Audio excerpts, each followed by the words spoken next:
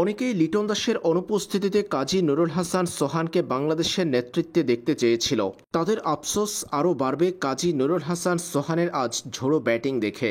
109 রানের মাথায় প্রথম উইকেট হারানোর পর বাকি 5 উইকেট বাংলাদেশ হারিয়েছে স্কোর বোর্ডে মাত্র 9 রান যুক্ত করতেই। ভয়ানক ব্যাটিং বিপর্যয়। এমন সময়ে বাংলাদেশ দলের হাল ধরেছেন কাজী নুরুল হাসান সোহান।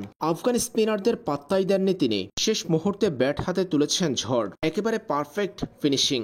কাজী নুরুল হাসান সোহান এদিন ব্যাটিং করেছেন প্রায় 200 স্ট্রাইক রেটে। 176 স্ট্রাইক রেটে তিনি 13 বলে খেলেছেন 23 রানের অপরাজিত ইনিংস, যেখানে ছিল দুটা বিশাল ছক্কা, একটা চার। তার সাথে 155 স্ট্রাইক রেটে 9 বলে 14 রানের ইনিংস খেলেছেন রিশাদ হোসেন। এর আগে আফগানিস্তানের দেয়া 152 রানের টার্গেটে ব্যাটিং করতে নেমে দুই ওপেনার তানজিদ তামিম ও পারভেজ ইমন পেয়েছেন অর্ধশত রানের দেখা।